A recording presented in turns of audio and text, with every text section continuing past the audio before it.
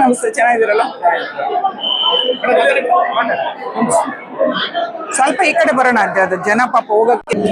ಇವತ್ತು ನಮ್ಮ ಮಗ ಅಲೋಕ್ ಎಸ್ ವಿ ಅಲೋಕ್ ಅವರ ಹುಟ್ಟುಹಬ್ಬ. ಏಪ್ರಿಲ್ 14ನೇ ತಾರೀಕು ಅವರು ಹುಟ್ಟಿದ್ದು. ಅಂಬೇಡ್ಕರ್ ಜಿಯವರ ಹುಟ್ಟಿದ ದಿನ ಅಂತ ಹೇಳೋದಕ್ಕೆ ಹೆಮ್ಮೆ ಪಡ್ತೀವಿ. ನಮ್ಮ ಶಾಸಕರು ಹೇಳ್ದಂಗೆ ನಮ್ಮ ಅಲೋಕ್ ಅವರು ಚಿಕ್ಕ ವಯಸ್ಸಲ್ಲಿ ಬರ್ತಡೇ ಮಾಡ್ಕೊಂಡಾಗ, ಮತ್ತೆ ಅವರು ದೊಡ್ಡವರಾದ್ಮೇಲೆ ರಾಜಕೀಯಕ್ಕೆ ಬಂದ್ಮೇಲೆ ಎಲ್ಲ ಜನಗಳೆಲ್ಲ ನಮ್ಮ ಅಂಬೇಡ್ಕರ್ ಜಿಯವರ ಹುಟ್ಟುಹಬ್ಬದಲ್ಲಿ ಹುಟ್ಟಿರ್ತಕ್ಕಂಥವ್ರು. ಅವ್ರಿಗೆ ಯಾವಾಗ್ಲೂ ಒಳ್ಳೇದಾಗ್ಲಿ, ಆಯುಷ್ ಆರೋಗ್ಯ ಕೊಡ್ಲಿ, ರಾಜಕೀಯ ಉನ್ನತ ಸ್ಥಾನ ಕೊಡ್ಲಿ ಅಂತ ಹೇಳಿ ನಮ್ಮ ಎಲ್ಲ ಕಾರ್ಯಕರ್ತರು ಇವತ್ತು ಹುಟ್ಟುಹಬ್ಬ ಆಚರಣೆ ಮಾಡ್ತಾ ಇದ್ದಾರೆ.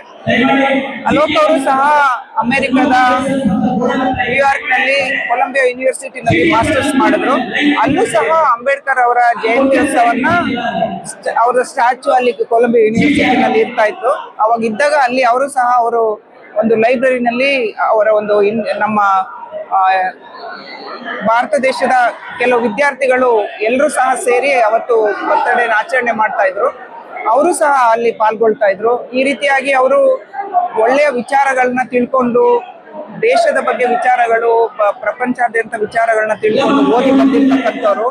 ಮತ್ತೆ ನಮ್ಮ ಒಂದು ಯಲಹಂಕ ಕ್ಷೇತ್ರದಲ್ಲಿ ಅವರು ತುಂಬಾ ಸಾಫ್ಟ್ ನೇಚರು, ಮತ್ತೆ ಯಾರಿಗೂ ಕೆಟ್ಟದನ್ನ ಬಯಸ್ತಾ ಇರ್ತಕ್ಕಂಥವ್ರು ಅಲೋಕ್ ರವರು.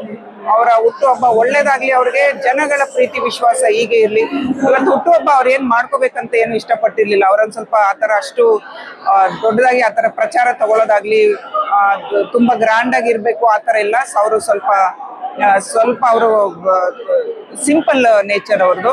ಸೊ ಎಲ್ಲ ನಮ್ಮ ಬಿಜೆಪಿ ಪ್ರಮುಖರು, ಮುಖಂಡರುಗಳೆಲ್ಲ ಸೇರಿ ಹೇಗಿದ್ರು ಮನೆಗೆ ಬಂದು ವಿಶ್ ಮಾಡ್ತಾ ಇರ್ತಾರೆ. ಅದ್ರ ಬದಲು ಒಂದು ಪಬ್ಲಿಕ್ ಫಂಕ್ಷನ್ನೇ ಮಾಡೋಣ ಅಂತ ಹೇಳ್ಬಿಟ್ಟು ಇವರು ಅವತ್ತು ಹುಟ್ಟುಹಬ್ಬವನ್ನು ಆಚರಣೆ ಮಾಡ್ತಾ ಇದ್ದಾರೆ. ನಮ್ಮ ಶಾಸಕರು, ನಾನಿರ್ಬೋದು, ಇಬ್ರು ಸಹ ಅಲೋಕ್ ಅವರಿಗೆ ಒಳ್ಳೆ ಶಿಕ್ಷಣವನ್ನು ಕೊಟ್ಟಿದ್ದೀವಿ.